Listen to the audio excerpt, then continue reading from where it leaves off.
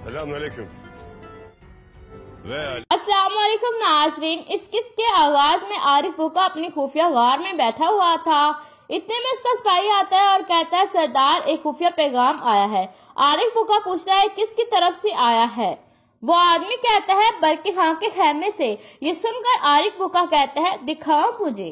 پھر عارف بھوکا اس خط کو پڑھنے لگتا ہے تو پھر عارف بھوکا کہتا ہے تو خفیہ طور پر برقی خان سونا بیچنے والا ہے۔ برقی خان کے لوگ یہاں سونا لے کر آ رہے ہیں اور وہ تلکنان جگہ پر ملیں گے اور یہ سونا وصول ارطغرل کرے گا۔ یہ پڑھ کر عارف بھوکا اپنے سپاہی کو کہتا ہے فوراً اپنے آدمی اکٹھے کرو، کیونکہ ہم ارطغرل کو یہ سونا حاصل کرنے نہیں دیں گے، ہم اس کا تعاقب کریں گے۔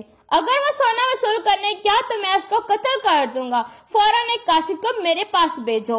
اب وقت آ چکا ہے کہ ہم ہلاکو خان کو اس ساری معلومات کے بارے میں آگاہ کریں تاکہ ارطغرل کی گردن اپنے سر سے ہٹ جائے۔ یہ سن کر وہ سپاہی باہر چلا جاتا ہے۔ پھر عارف بھوکا کہتا ہے ارطغرل تم جتنی مرضی سازشیں کر لو، ہم ہر سازش کو تباہ کر دیں گے، حتیٰ کہ ہم اس کے کان بھی ہیں، آنکھ بھی ہے اور اس کی زبان بھی۔ دوسری طرف ارطغرل صاحب کہتے ہیں ہمیں لازمی عارف بھوکا کو ہلاکو خان کی طرف سے پیغام کو روکنا ہوگا۔ پھر کونسل کا ممبر کہتا ہے اس مقصد کے لیے ہمارے پاس معلومات ہیں اور وہ یہ ہیں۔ پھر کونسل کا ممبر ارطغرل صاحب کو خط دیتا ہے اور کہتا ہے انگوروں کے پاس ان کا ایک مہمان خانہ ہے جہاں ان کے قاصد ملتے ہیں، وہاں پر تمام معلومات اکٹھی ہوتی ہیں اور پھر ہلاکو خان کی طرف جاتی ہیں۔ ارطغرل صاحب کہتے ہیں بہت جلد میں اپنے سپاہی اس طرف بھیجوں گا۔ عارف بھوکا ہلاکو خان کو یہ خط نہیں پہنچا سکے گا، میں کسی صورت بھی ہلاکو خان کو عارف بھوکا تک نہیں پہنچنے دوں گا۔ منگولوں کے جاسوس صرف اناطولیہ میں موجود نہیں ہے بلکہ برقی خان کے پاس بھی موجود ہیں۔ ان سب چیزوں سے یہ واضح ہوتا ہے کہ برقی خان کے پاس ایک منگول جاسوس ہے۔ پھر سفید داڑھی والا بزرگ کہتا ہے تو پھر آپ پر ایک ذمہ داری عائد ہوتی ہے ارطغرل صاحب۔ برقی خان کا جاسوس ترمتائی ہمارے علاقے میں شہید ہو گیا تھا اور یہ بات برقی خان کو پریشان کرے گی، اس لیے آپ خود برقی خان کے پاس جائیں اور انہیں ساری معلومات سے آگاہ دیں اور ہمارے اتحاد کو کسی حتمی نتیجے تک پہنچائیں۔ پھر وہ سب کھڑے ہو جاتے ہیں۔ سفید داڑھی والا بزرگ کہتا ہے آپ کے راستے میں بہت ساری مشکلات ہیں، اللہ آپ کے راستے کو آسان بنائے ارطغرل صاحب۔ پھر ارطغرل صاحب کہتے ہیں اس مقدس راستے پہ بہت زیادہ مشکلیں آئیں گی لیکن ہم ہر مشکلات کا سامنا کر سکتے ہیں۔ راستہ جتنا بھی مشکل اور دشوار ہوگا اس کی جیت اتنی ہی آسان ہوگی۔ بہت سے معصوم لوگ اس روشنی کی تلاش میں ہیں اور اس روشنی کو معلوم کرنا ہماری ذمہ داری ہے۔ ان سخت ترین مشکلات والے راستے پر چلنا ہمارے لیے شرف کی بات ہے۔ دوسری طرف غار کا منظر دکھایا جاتا ہے جہاں عارف بھوکا موجود ہوتا ہے اور وہ خط لکھ رہا ہوتا ہے۔ خط ہلاکو خان کی طرف بیچنے والا تھا جس میں وہ لکھ رہا تھا کہ کیس کا اس کو بچانے والا، سونا چوری کرنے والا اور میرے خونی بھائی علی جگ کو مارنے والا کئی قبیلے کا سردار ارطغرل ہے۔ اس نے اناطولیہ میں سب سے ہمارے بہترین سپاہی الپاستی کو مار دیا ہے اور اب وہ برقی خان کے ساتھ منصوبہ بنا کر ہمارے اتحاد کو توڑ رہا ہے۔ اگر ہم نے ارطغرل اور کئی قبیلے پر تلوار نہ چلائی تو وہ ہمارے تمام منصوبوں کو تباہ کر دے گا۔ اس ساری وجوہات کو دیکھتے ہوئے خان مجھے آپ کی فورس کی بہت ضرورت ہے۔ پھر عارف بھوکا اس خط پر مہر لگاتا ہے تو قاصد باہر چلا جاتا ہے۔ اتنے میں ایک اور آدمی اندر داخل ہوتا ہے۔ عارف بھوکا کہتا آؤ تیموگے، کیا وہ چھوٹی چوہیا جل رہی ہے؟ تیموگے کہتا ہاں وہ انتقام کے شعلوں میں جل رہی ہے، اسے صرف ایک سہارے کی ضرورت ہے۔ عارف بھوکا ہنستے ہوئے کھڑا ہو جاتا ہے اور کہتا ہے ایک دھوکے باز عورت جیسا کوئی بھی نہیں ہو سکتا کیونکہ وہ سب سے زیادہ تباہی پیدا کرتی ہے اور اس کی تباہی کو کوئی بھی ٹھیک نہیں کر سکے گا۔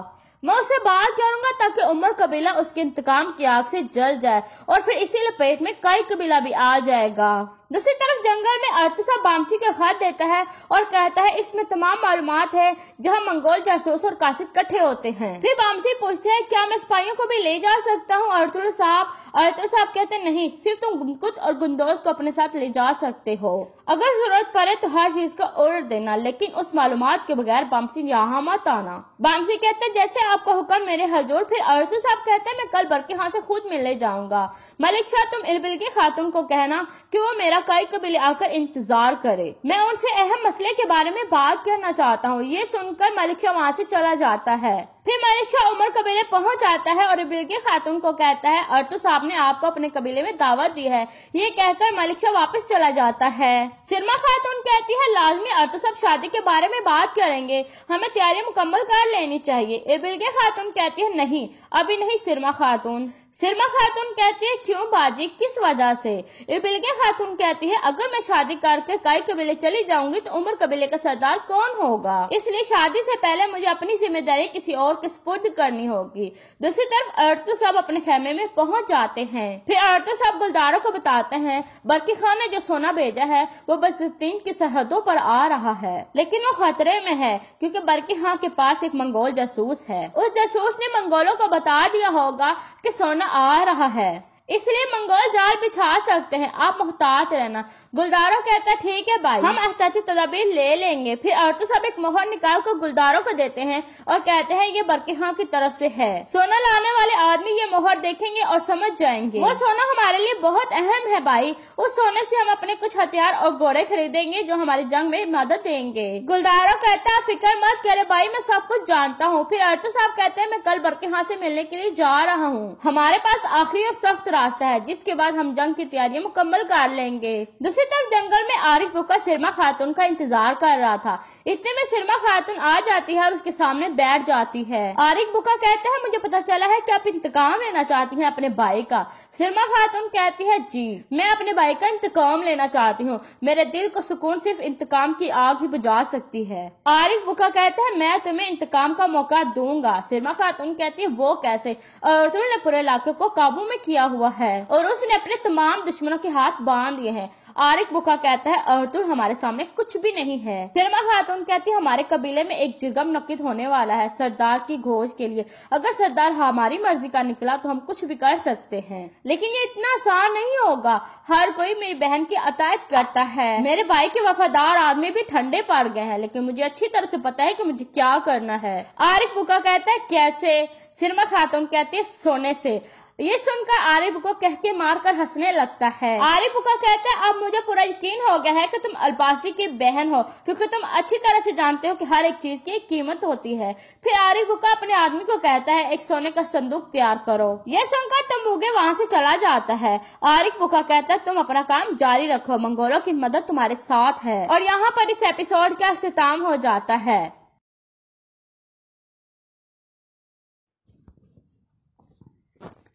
तुर्कों का ऐसा व नस्ब और उनके असल वतन बादरन का इलाका जिसे आज हम तुर्किस्तान का नाम देते हैं, जो मशरिक में मंगोलों और शिमाल चीन की पहाड़ियों से, मगरिब में बहरे खज़र और शिमाल में सिबेरिया के मैदानी इलाकों से जनूब में बरसगीर और फारस तक फैला हुआ है। गज़ खानदानों का वतन है। इस इलाके में इस खानदान के बड़े बड़े कबाइल रहाइश पजेज थे और तुर्क या अतराक के नाम से पहचाने जाते थे। छठी सदी ईस्वी की निस्बत सानी में इन कबीलों ने अपना वतन असल को खैराबाद कहकर गिरदार व एशिया को चक की लाली बोरकीन की नफज मकानी की कहीं तो जिहाती ठीक करते थे। बाज़ का ख्याल है कि इसके वजह इक़्तिसादी बदहाली थी। शदीद क़ता और बढ़ती हुई आबादियों ने उन्हें तुर्क वतन पर मजबूर किया और वो ऐसे इलाकों में आकर बसे जहाँ वास्त चरागाहें हैं और खुशहाली ज़िंदगी के असबाब व मिक़दार में मौजूद थे। बाज़ तहरीक निगाहों का नुक्ता नज़रिया है कि इस नकल मकानी के पीछे सियासी अवाम काफ़रमान थे। तुर्कों को बाज़ ऐसे ताकतवर कबाइल के दुश्मनी के सामना करना पड़ा जिनकी ताकत और तादाद इनसे कहीं ज़्यादा थी। जैसे मंगोलिया। इस दुश्मन से बचने के लिए उन्होंने तुर्किस्तान को छोड़कर एक ऐसे इलाके की राह ली जहाँ वो अमन व आशाती की ज़िंदगी बसर कर सकते थे। यह राय डॉक्टर अब्दुल्ला बिन दाहेश की है।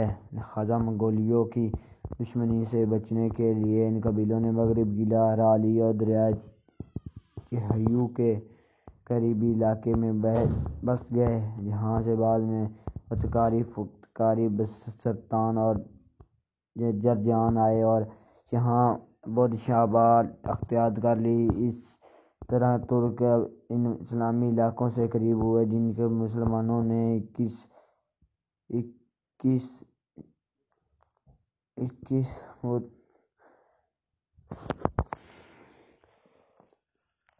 641 عیسوی میں مرکن خاندان اور فارس میں دولت سازانہ کا استحصال کے بعد فتح کیا تھا۔ اسلامی دنیا کے ساتھ ترکستان کا اتصال 22 بدھ 1952 عیسوی کو اسلامی فوجیوں نے اسباب کے علاوہ کے علاقوں کی طرف پیش قدمی کی تاکہ ان علاقوں کو فتح کریں۔ یہ علاقے تھے جن میں ترکستان سکینت پذیر تھا۔ اسلامی پاسبانوں کا سپہ سالار عبد الرحمن بن ربیع رضی اللہ عنہ نے ترکوں کو سردار شہر برباز سے ملاقات کی۔ شہر برباز نے عبد الرحمن رضی اللہ عنہ سے صلح کی درخواست کی اور اس بات کا اظہار کیا کہ وہ امن پر حملہ کرنے کے لیے اسلامی لشکر میں شریک ہونے کے لیے تیار ہیں۔ عبد الرحمن نے انہیں اپنے قائد سرکا بن عمر رضی اللہ عنہ کے پاس بھیج دیا۔ شہرزاد نے سراقی سے ملاقات کی اور ان سے اپنی خدمات پیش کرنے کے سلسلے میں بات کی۔ سراقیہ نے ان کی پیشکش کو قبول کر لیا اور اس بارے میں ایک عریضہ حضرت عمر بن الخطاب رضی اللہ عنہ کے نام تحریر کیا اور انہیں اس بار اطلاع دی۔ حضرت عمر فاروق رضی اللہ عنہ نے بھی سراقیہ کے رائے سے اتفاق کیا اور اس کے بعد مسلمانوں اور ترکوں میں باقاعدہ معاہدہ طے پا گئے۔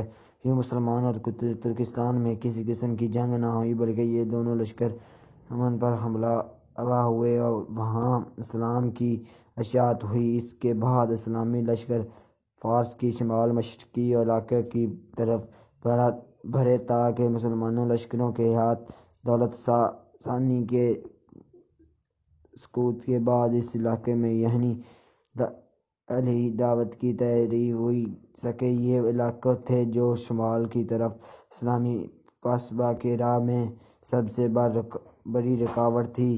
جب صلح کے معاہدے کی بدولت یہ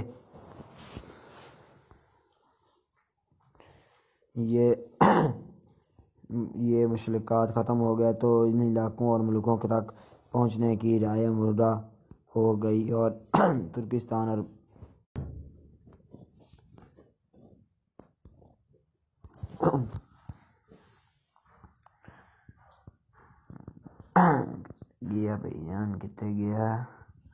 ترکوں اور مسلمانوں کے درمیان رابطہ زبردست پیدا ہو گیا۔ ترک اسلامی تعلیمات سے بہت متاثر ہوئے اور اسلام قبول کر کے اسلام کی اشاعت اور غلبت دینے کے لیے معاہدہ بن کے صفوں کی اشاعت ہو گئے۔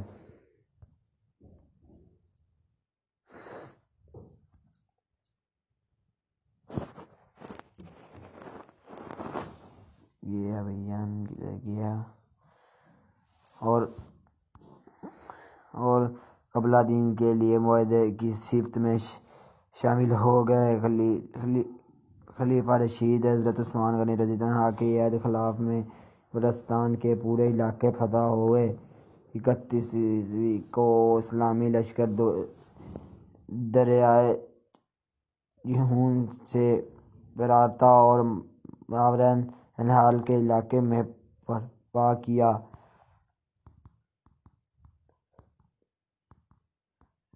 اس علاقے کو ترک جوک در جوک اسلام میں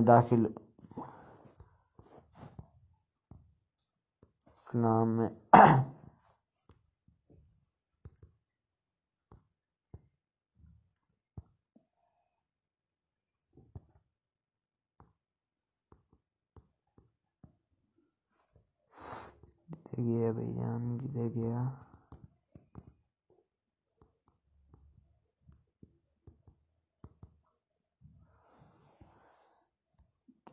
بھائی گیا رے جو خدا اسلام میں داخل ہونے اور اسلام کا دفاع کرنے اور خدائی پیغام کو پوری دنیا میں پھیلانے کے لیے جہادی سرگرمیوں میں شریک ہوئے۔ اس کے بعد بھی اسلامی لشکر کی پیش قدمی جاری رہی۔ حضرت امیر معاویہ رضی اللہ عنہ کے دور میں بخار فتح ہوئی۔ کامیابی و کامرانی کا یہ سلسلہ آگے بڑھا اور سمرقند بھی اسلامی قلعوں اور روح میں شامل ہوئے تاکہ اسلامی سلطنت کی سرحد وسیع سے وسیع تر ہوئی گئیں، اور ایک وقت وہ بھی آ گیا کہ مراین الدین کے تمام علاقے اسلامی سلطنت کا حصہ بن گئے اور ان میں بسنے والے ترک قبائل نے خالص اسلامی تہذیب و احترام کا احترام کیا۔ عباس خلیفہ اور امراء کے درباروں میں ترکی کا اثر نفوذ بڑھنا شروع ہوا۔ ہر شعبے میں ترکستان کے ایک مرتبہ و دکھائی جانے لگی فوج، ضبط اور حکومت کے دوسرے اعلیٰ مناصب کے سوا کوئی ایسا شعبہ نہ رہا جہاں ترک موجود نہ ہوں۔ اپنے حد و صلاحیت اور اخلاص کی بدولت انہیں بڑے بڑے مناصب پر فائز کیا گیا۔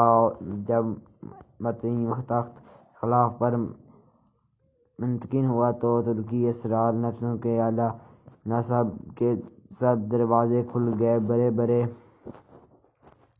منصب ترک کے سپرد ہوئے۔ ترک اب سلطنت کے ہر شعبے میں کلیدی اسامی پر کام کرنے لگا۔ دراصل منتظم ایرانی اثر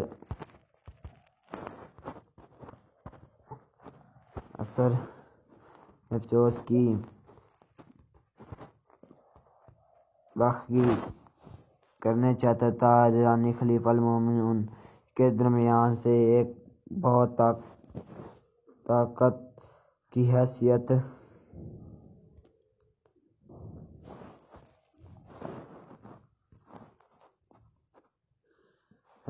سے حکومتی عہدے پر فائدہ چلنے آ رہا تھا۔ ان کا کافی حد تک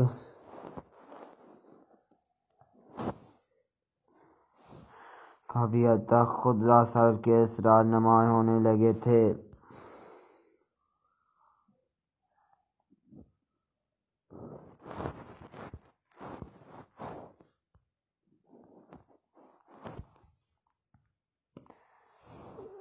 منتقل کے اس اقتدار نے لوگوں کو کافی حد تک متاثر کر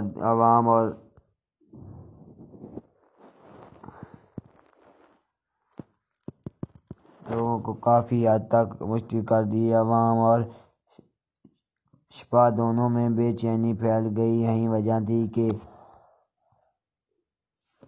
معتصم نے اپنے لیے ایک نئے شہر کی بنیاد رکھی جہاں اس کی ذاتی فوج اور عوام درستگاہ رہائش پذیر ہوئے۔ یہ نیا شہر سامرا کے نام سے مرسوم کیا جاتا تھا اور بغداد سے 125 کلومیٹر دور تھا۔ یوں تاریخ اسلام کی اہم ترین دور میں ترکی کو سلطنت میں خاص اہمیت حاصل ہوئی تھی، تاکہ وہ وقت بھی آیا کہ ترکوں نے ایک بہت بڑی سلطنت کی بنیاد رکھی۔ اس سلطنت کا دور عباسیہ کے خلفاء کے ساتھ منسوب تعلق تھا۔ یہ سلطنت تاریخ میں سلجوقی سلطنت کے نام سے پہچانی جاتی ہے۔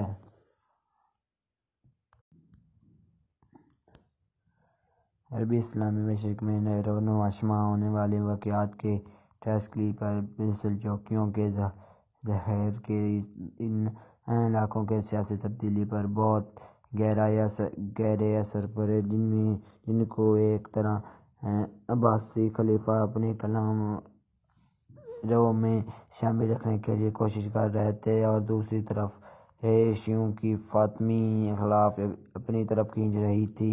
ایسے حالات میں سلجوقیوں نے بہت بڑے ترکی سلطنت کی بنیاد رکھی، جو 5ویں صدی ہجری مطابق 11ویں صدی عیسوی میں سامنے آئی۔ یہ سلطنت خزاں ساز مزور ایران، عراق و شام اور ایشیا کے چک کی علاقوں پر مشتمل تھی۔ اس سلطنت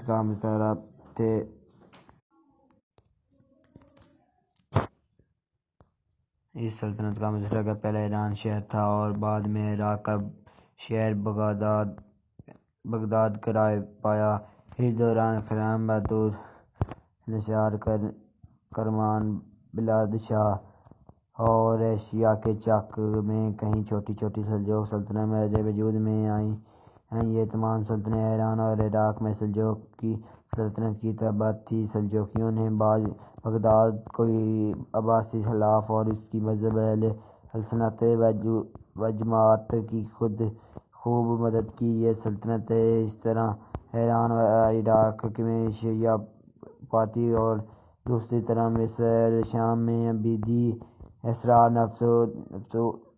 نفوذ کے درمیان میں گھسی زوال کے قریب پہنچ جاتی تھیں۔ سلجوقیوں نے یہیں اقتدار کا خاتمہ کر دیا اور عبیدی خلافت کے سامنے ڈٹ کر کھڑے ہوئے۔ سلجوقی سردار ارطغرل بیگ نے 447 میں بغداد کے اندر بوسی سلطنت کا ہمیشہ کے لیے خاتمہ کر دیا، تمام شورشوں پر قابو پا لیا۔ مساجد کے دروازے سے صحابہ کرام علیہ السلام رضوان کے شب و ستم پر مذہبی تحریمیں مٹا دیں اور افضال کے شیخ ابو عبداللہ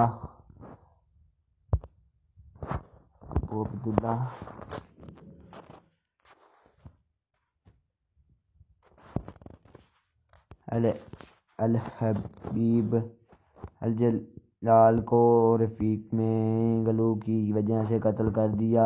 بوسیہ نفذ باز اور عباسی خلیفہ پر چھا چکا تھا، جو سلجوقیوں نے بغداد سے دولت برداری کا خاتمہ کر دیا اور سلطان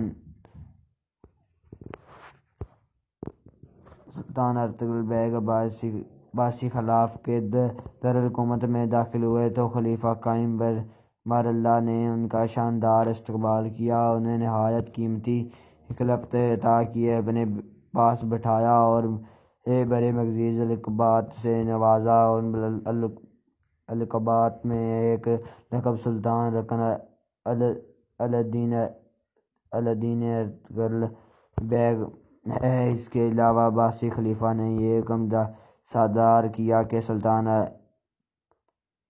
ارطغرل بیگ کا نام سکون پر کندہ کیا جائے، بغداد کی مسجدوں میں اس کا نام کا خطبہ پڑھایا جائے اور اس کے حق میں جمعہ وعید کی نمازوں میں دعا کی جائے۔ خلیفہ کے اس قدر فضائی کی وجہ سے سلجوقیوں کو پوری اسلامی دنیا میں بے پناہ قدر ملت حاصل ہوئی اور وہ بغداد میں وسیعوں کی جگہ سیاح و سفید کے ملک بن گئے۔ عباسی خلیفہ اب ان کے ہر مشورے کو بطور خاطر قبول کرتا ہے اور ان کی بڑی عزت کرتا ہے۔ ارطغرل بیگ بڑی طاقتور شخص کا مالک تھا، بڑا ذہین، کمال شجاعت، دیندار، نیک اور عدل کشتی تھا۔ ان خصال حمید کی وجہ سے اس کی حکومت میں آئے روز اضافہ ہوا چلتا گیا اور اس نے ایک نہایت ہی طاقتور لشکر تیار کر لیا۔ ارطغرل بیگ نے کوشش کی کہ تمام سلجوقی ترک متحد رہیں اور اسلام کی اشاعت میں بھرپور حصہ لیں۔ خلیفہ اقبال بامر اللہ نے سلجوق سلطنت کے ساتھ اپنا تعلق کو مضبوط بنانے پر کرنے کی خاطر ارطغرل بیگ کے ساتھ بڑے بھائی جغفار بھائی کی بیٹی سے شادی کر لی۔ یہ شادی 448 عیسوی مگات 1059 عیسوی میں ہوئی۔ پھر شعبان 494 بمگات 1962 عیسوی میں ارطغرل کی بیگ کی شادی خلیفہ عباس کبران کی بیٹی سے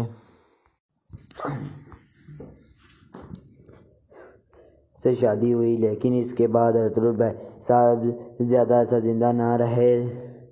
8 رمضان المبارک 1454 بمگات 1062 عیسوی کو، یعنی صرف 1 ماہ بعد اس کا انتقال ہو گیا۔ اس وقت ارطغرل کی عمر 70 سال تھی۔ اپنی وفات سے پہلے ارطغرل خراسان، ایران اور عراق کے شمال مشرقی علاقوں میں اپنا ہاتھ سے سلجوقیوں انتقاد اور غفلت کا کام مکمل کر چکے تھے۔ سلطان محمد الپرسلان نے اپنے چچا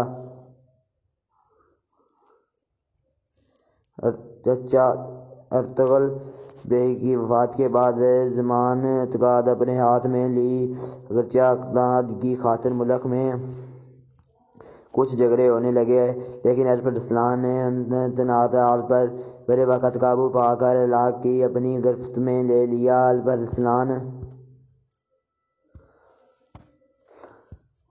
اپنے مرحوم چچا ارطغرل کی طرح ایک نہایت معتبر تاجر کا لیڈر اور جرأت مند شخص کا مالک مخلص قائد تھا۔ اس نے ملکی سرحد کی وسعت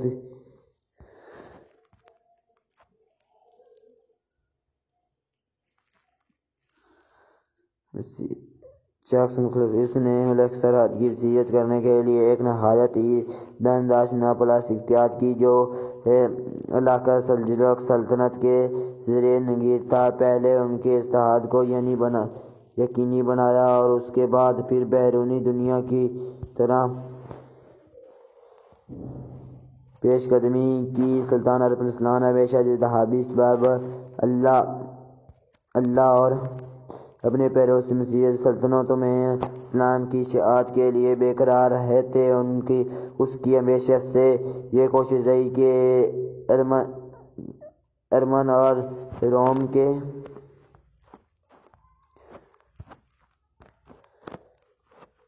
علاقے اسلامی کلوروں میں شامل ہوں۔ دراصل وہ ایک مخلص مجاہد تھا اور اسلامی جہاد کے روح ہی وہ اتحاد عامل تھا جس کی بدولت الپرسلان کو شاندار کامیابیاں نصیب ہوئیں۔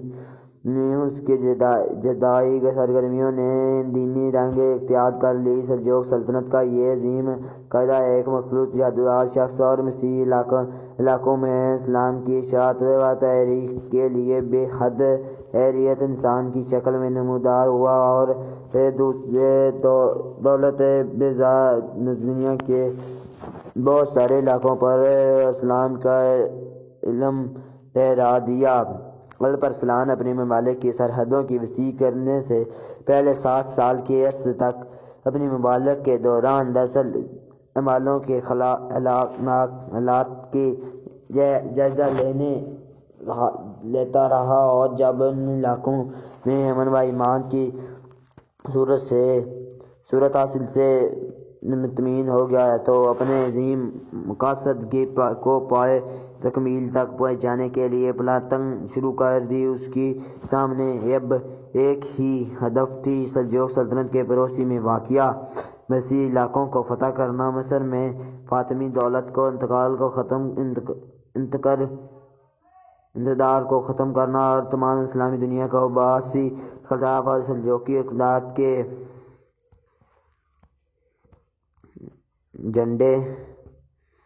جھنڈوں کو نیچے متحد کرنا۔ الپرسلان نے اپنی مضبوطی کو عملی جامہ پہنچانے کے لیے ایک بہت بڑا لشکر تیار کیا۔ اس لشکر کی قیادت کرتے ہوئے ارمن اور جویا کی طرف روانہ ہوئی۔ یہ علاقے بہت جلد ان کے ہاتھوں فتح ہوئے۔ الپرسلان آگے بڑھے اور شام کے شمالی علاقے پر یوش کے علم میں مرادی حکم تھے۔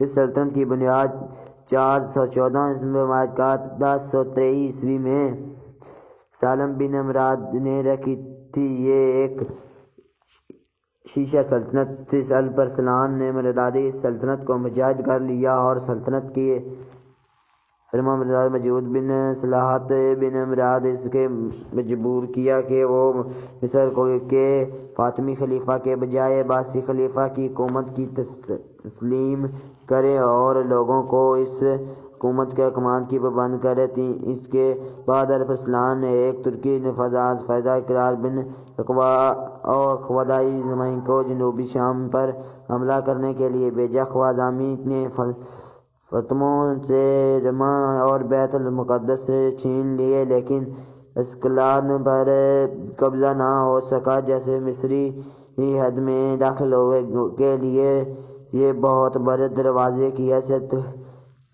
حاصل ہوتی تھی، اس لیے سلجوکیوں بیت المقدس کے اندر خلیفہ عباس اور سلطان سلجوکی کے مرکز کے قریب ہوئے۔ 426 عیسوی میں مکہ مکرمہ کے گورنر محمد بن ہاشم کا قاصد سلطان الپرسلان کے دربار میں پہنچا۔ قاصد نے اطلاع دی کہ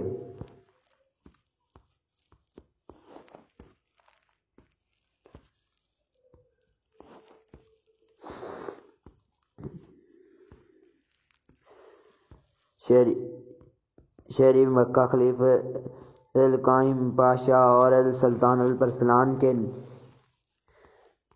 کا خطبہ دے رہا ہے اور آئندہ سے وہ عبیدی سلطنت کے بجائے عباسی خلاف کی حکومت کی پابندی کرے گا۔ قاصد نے یہ بھی بتایا کہ مکہ شریف میں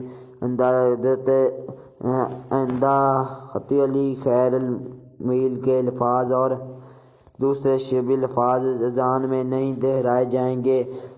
سلطان نے شریف مکہ کے قاصد کی بڑی عزت افزائی کی۔ 30,000 دینار گورنر مکہ کے خدمت میں ارسال کیے اور کہا بھیجا کہ اگر گورنر مہدی نے ایسا کرے گا تو اس کی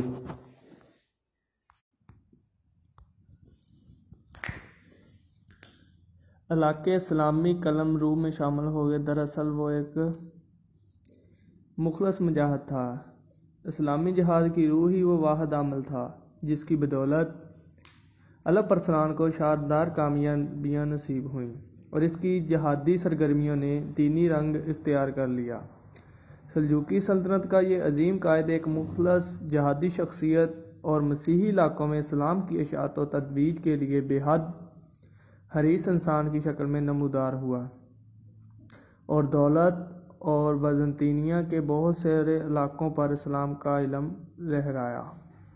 الپرسلان اپنی مملکت کی سرحدوں کو وسیع کرنے سے پہلے 7 سال کے عرصہ تک اپنی مملکت کے دور دراز علاقوں میں حالات کا جائزہ لیتا رہا، اور جب ان علاقوں میں امن و امان کی صورتحال مطمئن ہو گئی تو وہ اپنے عظیم مقاصد کو پانے کے لیے پلاننگ شروع کر دی۔ ان کے سامنے اب ایک ہی ہدف تھا، سلجوقی سلطنت کے پڑوس میں واقع مسیحی علاقوں کو فتح کرنا، مصر میں فاطمی دولت کے اقتدار کو ختم کرنا اور تمام اسلامی دنیا کو عباسی خلفاء اور سلجوقی اقتدار کے جھنڈے کے نیچے متحد کرنا۔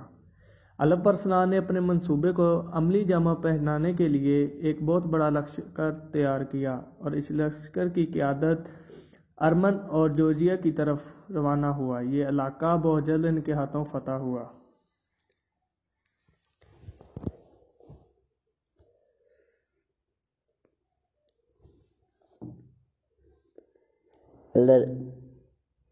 الپرسلان آگے بڑھے اور شام کی شمال علاقے پر یورش کے خلف میں مرداسی حکم تھے۔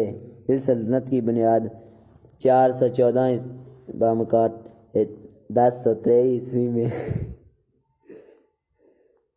سالہ بن مراد نے اس نے رکھی تھی۔ یہ ایک شیشہ سلطنت تھی۔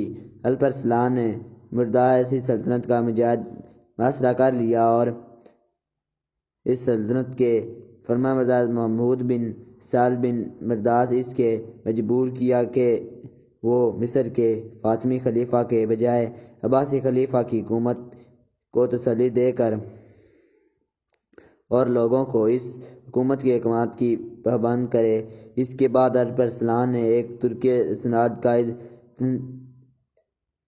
تنشیز بن واق خوازمی کو جنوبی شام پر حملہ کرنے کے لیے بھیجا۔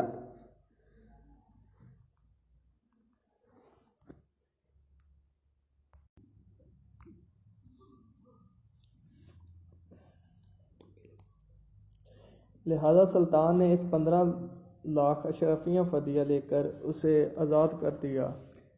جب ڈومونوس روانہ ہونے لگا تو سلطان نے اسے پینے کے لیے مشروب دیا۔ وہ سلطان کے اس نیک سلوک سے بہت متاثر ہوا، زمین بوس ہوا، تعظیم بجا لایا۔ سلطان نے ازراح عنایت 10,000 دینار فدیہ سے چھوڑ دیے تاکہ وہ اسے زاد راہ خرید رکھ سکے۔ خود اس کی پیش گوئی کے لیے وہ دور تک چلا گیا۔ گرفتار شدہ بطریقوں کے ایک جماعت کو آزاد کر کے بادشاہ کے ساتھ روانہ کر دیا تاکہ وہ تنہا سفر نہ کرے۔ ان تمام نوازشات کے علاوہ اپنی طرف سے ایک محافظ دستہ بھی ان کے ساتھ کر دیا تاکہ کوئی گزندہ نہ پہنچائے۔ اس محافظ دستہ کے پاس ایک جھنڈا تھا جس پر کلمہ طیبہ لا الہ الا اللہ محمد رسول اللہ لکھا ہوا تھا۔ الپ ارسلان ایک مختصر لشکر جس کی تعداد 15,000 سے زیادہ نہیں تھی کی مدد سے شہنشاہ روم ڈومانوس کے 1,00,000 سپاہیوں پر مشتمل بہت بڑے لشکر کو شکست فاش دوچار کرنا کوئی معمولی واقعہ نہیں تھا۔ اس واقعہ نے رومیوں کی کمر توڑ کر رکھ دی۔ ایشیائے کوچک کے اکثر علاقوں میں رومی شہنشاہیت کی چاولیں ختم ہو گئیں۔ یہی وہ علاقہ تھا جو رومی شہنشاہیت کے ستون اور بنیادیں خیال کیے جاتے تھے۔ سلجوقیوں کی شاندار فتح نے بازنطینی حکومت کو ان علاقوں میں بالتدریج کمزور کرنا شروع کر دیا، حتیٰ کہ ایک وقت آیا کہ اس قدیم ترین سلطنت کا عثمانیوں کے ہاتھوں خاتمہ ہو گیا۔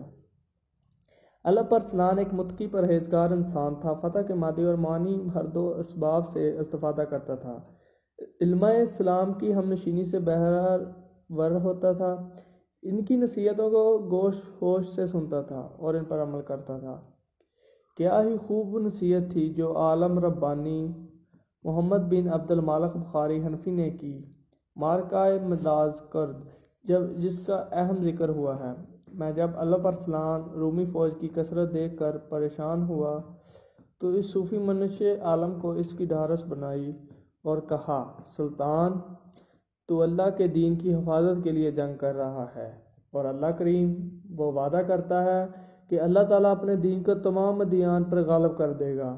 آگے بڑھیے، اللہ تعالیٰ نے فتح و کامرانی آپ کے مقدر میں لکھ دی ہے۔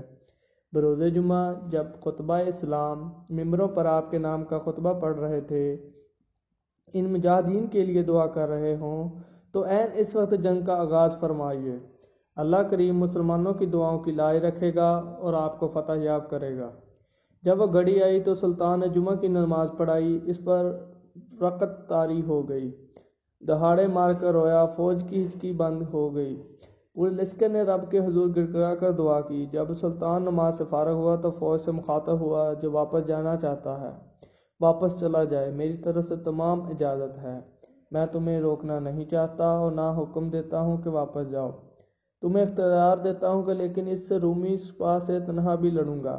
یہ کہہ کر تیر اور کمان پھینک دی، اپنے ہاتھوں سے اپنے گھوڑے کی دم باندھی، جنگی سامان زیب تن کیا، تلوار بے نیام کی اور آہ سرو ہو کر بولا، اگر میں میدان جہاد میں قتل ہو جاؤں تو یہی جنگی لباس میرا کفن ہوگا۔ اللہ اکبر! واقعی ایسی لوگوں پر اللہ کی رحمت کا نزول ہوتا ہے۔ اسلام کا یہ بطل جلیل اور عظیم سپہ سالار ایک باغی کے ہاتھوں شہید ہوا۔ اس باغی کا نام یوسف خوازمی تھا۔ آپ کا سن وصال 10 ربیع الاول 465 ہجری بمطابق 1072 عیسوی میں ہے۔ آپ مرو کے شہر میں اپنے باپ کے پہلو دفن ہوئے اور ملک شاہ کو اپنے پیچھے جانشین چھوڑا۔ سلطان الپ ارسلان کا اخلاق و کردار۔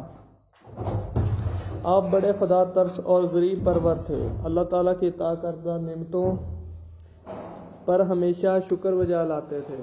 ایک دفعہ کا ذکر ہے کہ آپ کا گزر مرو خرائسین کے فقرہ سے ہوا، آپ کی ان حالت ذات دیکھ کر رو پڑے اور بارگاہ خداوندی میں التجا کی، یا اللہ ان غریبوں کو اپنے فضل سے غنی کر دے۔ آپ بہت زیادہ صدقات و خیرات کرتے تھے۔ رمضان المبارک میں 15,000 اشرفیاں صدقہ کرنا آپ کا معمول تھا۔ ملک کے طول و عرض کے فقراء و مساکین کے نام پر ایک رجسٹر میں درج کر رکھے تھے، جنہیں معقول و وظائف دیے جاتے تھے اور ان کے جملہ اخراجات کی کفالت حکومت کرتی تھی۔ پورے ملک میں کوئی جرم اور زیادتی نہیں تھی، رعایا خوشحال تھی اور خراج کی حقیقی آمدنی کے علاوہ کسی سے کوئی ٹیکس وصول نہیں کیا جاتا تھا، اور سالانہ خراج یکبارگی لینے کی بجائے سال میں آدھا کر کے 2 مرتبہ لیا جاتا تھا تاکہ لوگ آسانی سے اخراج دے سکیں۔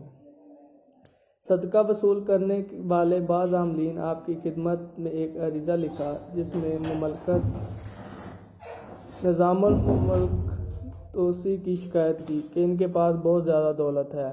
آپ نے نظام الملک کو بلا بھیجا، بات پرس کی اور کہا اگر یہ شکایت صحیح ہے تو اسے سنجیدگی سے لو، اپنے اخلاق کو سنوارو اور اپنی اصلاح کرو، اور اگر یہ الزام ہے تو شکایت کنندہ کی غلطی کو معاف کر دو، رعایا کے مالک کی حفاظت۔ آپ بادشاہ کے سوانح حیات ان کے اخلاق و کردار اور شرعی احکامات پر مشتمل کتابوں کے مطالعہ سے خاصا شغف رکھتے تھے۔ جب آپ کے حسن کردار اور رفع عہد کی بدولت دنیا اسلام میں شہرت نصیب ہوئی تو کئی فرما رواؤں نے خود بخود آپ کی اطاعت قبول کی اور مخالفت ترک کے کر کے اپنے ہمنوا بن گئے۔ ماورائے النہر سے لے کر شام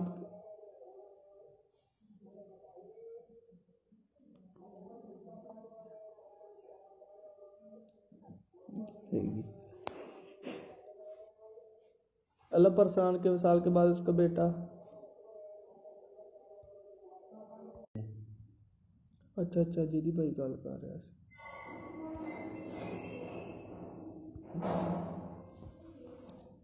آپ کی تخت نشینی کو قبول کرنے سے انکار کر دیا اور خود طالب تخت ہوا۔ ہمدان کے قریب چچا بھتیجا خون ریز مارکا ہوا، قادر و شکست ہوئی اور